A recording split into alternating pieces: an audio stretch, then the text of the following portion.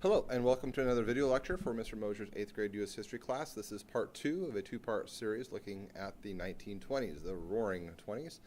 We are going to be looking today, again, with these textbook reading pages, Boom Times, 752 to 756, Life During the 1920s, 758, 764, and the Jazz Age, 765 to 769. The questions today we're going to look at today are: what did the 18th Amendment do? What is Prohibition? What is a Speakeasy? Why did organized crime skyrocket during the 1920s? What other groups will the KKK target during the 1920s? And what was the 20s filled? Why was the 20s filled with optimism? So that will be kind of our topic and guiding questions. The 18th Amendment was passed on January of 1919 as a way to make it illegal for the sale and distribution of alcohol across the United States. It will later be repealed, so it's the only time a constitutional amendment has been added to the Constitution, only to be repealed years later during the Great Depression with the 21st Amendment.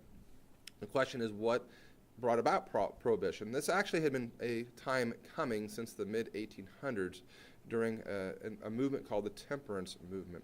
There were a lot of social problems associated with alcohol and over-abuse of alcohol consumption that had been kind of rampaging throughout the United States throughout the 1800s and even into the early 1900s. We read and discussed about the evils of the factory system, hearing stories of fathers who'd go to the bars and pubs and saloons, get very drunk, and come home and kind of be a very abusive situation for their wives and their children. And so a lot of Americans, especially women groups, especially Christian groups, and even industrial business leaders were very worried about the problem that alcohol seemed to be creating within the nation, that there was just these social problems that were occurring here. So you have a couple examples here of some of the attitudes of some of these anti-alcohol groups, such as this one here from the women here that says, "Lips that touch liquor shall not touch ours." This idea that women are really frustrated with some of the stories of abuse from alcoholics that were happening and some of the domestic violence that was taking place during the time period. Here you have drinking leads to neglect of duty, moral degradation, and crime. Who would you rather support, this very drunk, wealthy business leader or this family that's struggling because of an alcoholic father? This was coming out of World War I, the soldier saying, "Will you back me or back booze? Vote yes for Prohibition." So there was kind of this critical mass that was reached in 1919 where the country, a large population, segment of the population just had kind of gotten enough or had enough of the problems of alcohol and alcohol abuse. And so on January of 1919, the 18th Amendment is ratified by the states, and it basically effectively makes alcohol illegal to sell and distribute across the country. The problem with the 18th Amendment, which is why it will be repealed later on, was that you still had a pretty large section of the population that still wanted to drink their alcohol. And so you had a very underground organization of alcohol consumption at these hidden bars and places called speakeasies.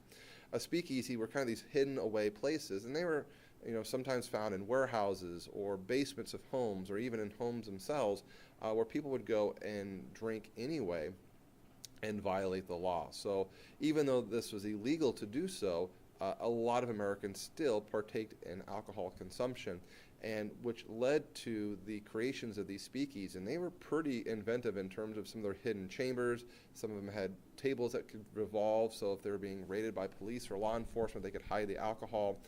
They had bouncers at the door. You had to have a certain password to get in. So they were pretty well established to try to be kind of below the radar, at least to keep people from still getting access to their alcohol.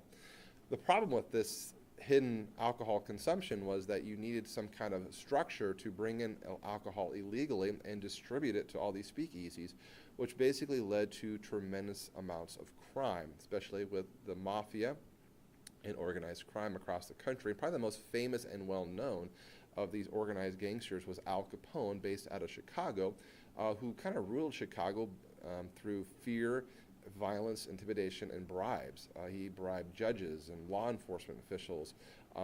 He was untouchable. At least he viewed himself as being untouchable, that nobody could get to him, which led to violence in the street.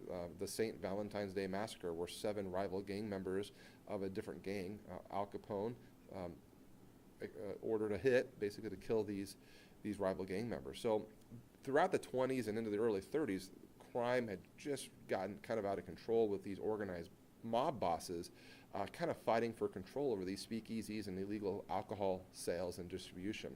So Prohibition led to a lot of people breaking the law anyway, and by the 1930s, and as the country goes into the Great Depression, most Americans felt that this was a failed experiment, that there's no way to legally control alcohol consumption.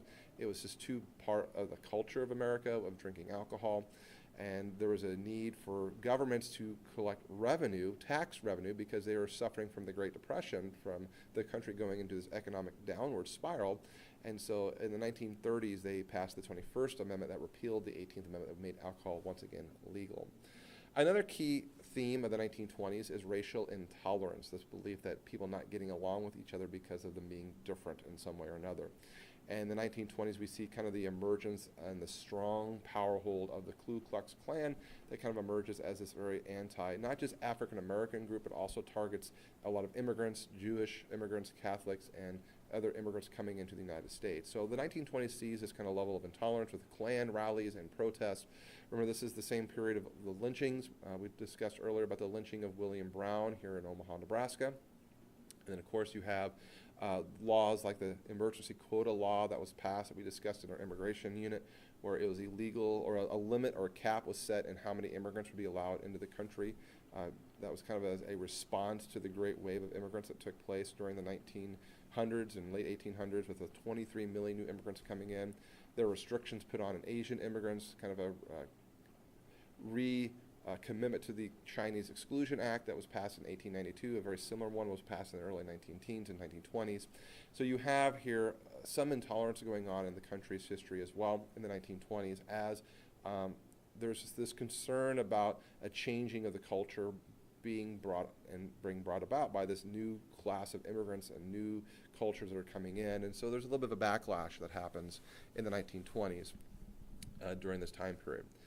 Another key theme of the 1920s was optimism, which is why the 20s is seen as this roaring 20s. People were excited and optimistic about the future. The economy was doing very well. Most, not all Americans, but most Americans felt that their standard of living was increasing. They could afford more things, in large part thanks to credit. Buy now but pay back later in monthly installments. And so by the time we have the election of a new president in 1928, a guy named Herbert Hoover, he kind of summed up this optimism in a campaign speech where he says, "We in America today are nearer to the final triumph over poverty than ever before in the history of any land. We shall soon, with the help of God, be in the sight of the day when poverty will be banished from this nation." So here, poverty and the poor are going to be a thing of the past, at least in the eyes of many in the 1920s, that the economy and the country is on the right direction and things are on the up and up. And that is the sense of optimism of the 1920s, which is going to be shattered, as we talk about later on about the 1930s, when that optimism is kind of doused with a little sense of reality. So that's the 1920s, and this is the second part. So thanks again for listening. As always, if you have questions, please make sure you come talk to your teacher. Thanks for listening.